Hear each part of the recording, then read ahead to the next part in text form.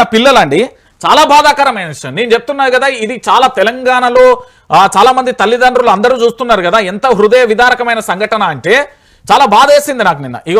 నిన్న జరిగిన ఎపిసోడ్కు సంబంధించి మొత్తానికి ఆ పిల్లలకు సంబంధించి ఇక చూడు తెలంగాణలో విద్యా వ్యవస్థ ఎట్లున్నది. ఇదే విషయం మీద కేటీఆర్ ఏమంటాడు, వీళ్ళిద్దరు ఏమంటారో ఒకసారి చూడు.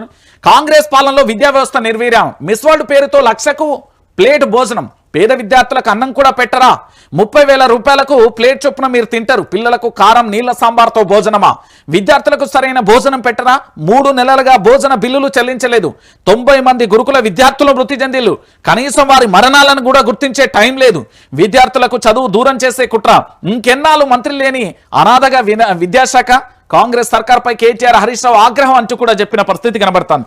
ఒకసారి ఇది చూడండి తెలంగాణ ప్రాంత ప్రజలరా, మొన్న ప్రపంచవ్యాప్తంగా ఉండే మిస్ వరల్డ్ 2025కి సంబంధించి మన భారతదేశంలో, మన తెలంగాణ రాష్ట్రంలో, మన హైదరాబాద్ గడ్డ మీద దాదాపుగా 200 కోట్ల రూపాయల పెట్టుబడితోని పూర్తి స్థాయిలో మిస్ వరల్డ్ పోటీలు నిర్వహించారు. ఆ మిస్ వరల్డ్ పోటీలతో ఒక్కటన్న పరిశ్రమ వచ్చిందా, ఓ ఫ్యాషన్ డిజైనర్ కు సంబంధించిన కంపెనీ వచ్చిందా, లేకపోతే ఏదైనా వేరే కంపెనీలు ఏమన్నా వచ్చినాయా? భారతదేశానికి సంబంధించి ఈ తెలంగాణ రాష్ట్రంలో మన హైదరాబాద్ గడ్డ మీద నిలిచిన ఏదైతే ప్రోగ్రామ్ కు సంబంధించి మిస్ వరల్డ్ ప్రపంచవ్యాప్తంగా ఉన్న అన్ని దేశాలకు సంబంధించి వెళ్ళింది లైవ్, దానివల్ల ఏమైనా ప్రయోజనం చేకూరిందా? మిల్లా మ్యాగీ ఆరోపణలతో పూర్తి స్థాయిలో ఎక్కడికక్కడ కొలాప్స్ అయిపోయిన పరిస్థితి కనబడుతుంది. ఆ రోజు వీళ్ళు చౌమల్లా ప్యాలెస్ కు వెళ్ళి ఒక ప్లేటు భోజనం 35,000 రూపాయలతోని దాదాపుగా 32,000తోని మిస్ వరల్డ్ పేరుతోని 1,00,000కు పైగా 1,00,000కు ప్లేట్, 1,00,000 రూపాయలకు ప్లేట్ భోజనం చేసిలు.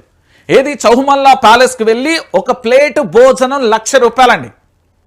దాంతో పాటుగా 32,000 ప్లేట్ల చొప్పున మీరు తింటారు. మరి మా తెలంగాణలో ఉండే మా బడుగు బలహీన వర్గాలకు సంబంధించిన మా పేద బిడ్డలకు సంబంధించి మా జీవితాలు ఏం కావాలి?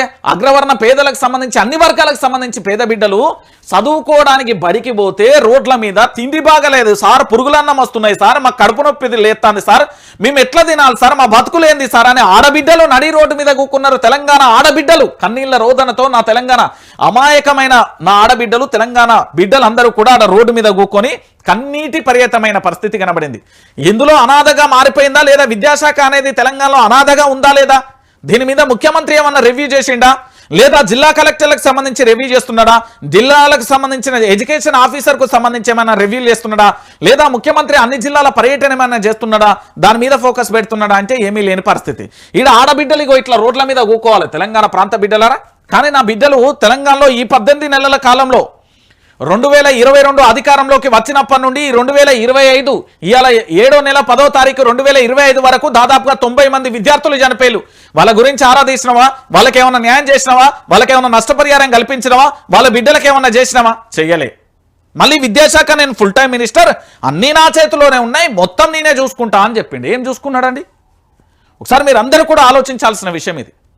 తెలంగాణలో ఉన్న ప్రతి బిడ్డ కూడా ఆలోచించాల్సిన విషయం, తెలంగాణలో ఉన్న ప్రతి ఒక్కరూ కూడా ఆలోచించాల్సిన విషయం. కానీ ఏమీ చేయని పరిస్థితి కనబడుతుంది. ఇంకా మనోడు ఏం చెప్తాడు? మొత్తం మామూలుగా చెప్పాడు. ఇక మా ముఖ్యమంత్రిని నేను చాలా ఎక్స్పెక్ట్ చేస్తున్నా ఎంత అద్భుతంగా చేస్తాడు అని. ఇగో ఈ కథ చూడు, దీనికి ఏమన్నా సమాధానం